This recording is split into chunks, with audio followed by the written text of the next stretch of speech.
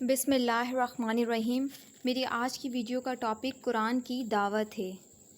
تو چلیں اب اپنی ویڈیو کی جانب بڑھتے ہیں۔ اللہ تعالیٰ احسن الخالقین ہے۔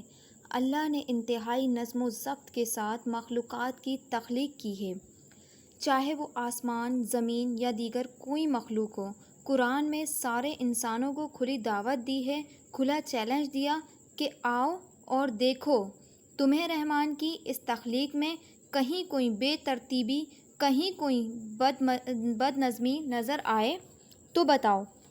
اور پھر آگے قرآن پاک اس چیلنج کا جواب خود دیتا ہے، اور وہ جواب یہ ہے کہ تمہیں کہیں کوئی بے ترتیبی نظر نہیں آئے گی، اس لیے کہ یہ اللہ تعالیٰ کا بنایا ہوا پروگرام ہے، یہ جامع اور مکمل پروگرام ہے، یہ ہر نقص سے پاک پروگرام ہے۔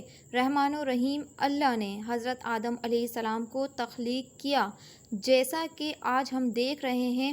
ہو سکتا ہے کہ قد و قامت میں فرق آ گیا ہو، کسی خطے میں قد چھوٹے ہو گئے، یا کسی خطے میں لمبے ہو گئے، یا کسی خطے میں صدیوں کے موسمی اثرات کی وجہ سے رنگت تبدیل ہو گئی، کہیں دھوپ کی شدت نہ ہونے کی وجہ سے جلد کا اوپری پرت نرم پڑتا گیا، اور اس سے جلد میں ایک کمزوری آئی، اور وہ کمزوری گوری رنگت کی شکل میں ظاہر ہوئی، اور کہیں دھوپ کی شدت سے جلد اسٹرانگ ہوتی گئی، اور جلد کا یہ اسٹرانگ ہونا پہلے سانولے رنگ میں اور پھر گہرے سیاہ رنگ میں ظاہر ہونا شروع ہو گیا ہو، تو یہ ایک الگ بات ہے۔ لیکن کوئی آدمی خواہ وہ گورا ہو، سانولا ہو یا سیاہ رنگت رکھتا ہو، قد خواہ اس کا 7 فٹ کا ہو، 5 فٹ کا ہو، سب میں دوران خون ایک ہی طرح کام کر رہا ہے، سب کے بلڈ گروپ ایک ہی طرح کے ہیں، سب کی آنکھ ایک ہی طرح دیکھتی ہے، پوری دنیا میں انسانوں کے ٹیمپریچر کا، بلڈ پریشر کا ایک ہی اسٹینڈرڈ ہے۔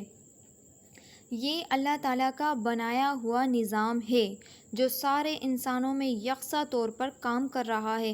سب کی پیدائش کا پروسیس ایک ہی ہے، عمر کے مخصوص حصے میں بچے کے دانت نکلتے ہیں، دانتوں کی تعداد ایک ہی ہوتی ہے، بچپن کے دانت گرنے کا وقت ایک ہی ہے، جغرافیائی حالات و واقعات یا معاشی استحکام سے اس میں کوئی فرق پیدا نہیں ہوتا۔ یہ اللہ الحی القیوم کا بنایا ہوا نظام ہے، اس میں کہیں کوئی تبدیلی نہیں ہو رہی ہے۔ حضرت آدم علیہ السلام کا جو پہلا بچہ پیدا ہوا، اس کے دانت بھی اسی طرح نکلے جس طرح آج کے بچوں کے نکلتے ہیں۔ تو یہ بات روحانی طالب علموں کو خاص طور پر اپنے ذہن میں رکھنی چاہیے اور سمجھنا چاہیے کہ انسان جیسا آج ہے ویسا ہی اب سے 1000 سال پہلے تھا، ویسا ہی اس وقت تھا جب حضرت آدم اور حوا علیہ السلام زمین میں تشریف لائے تھے۔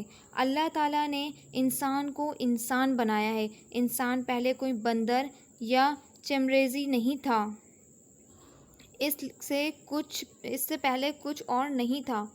اللہ تعالیٰ قادر مطلق ہے۔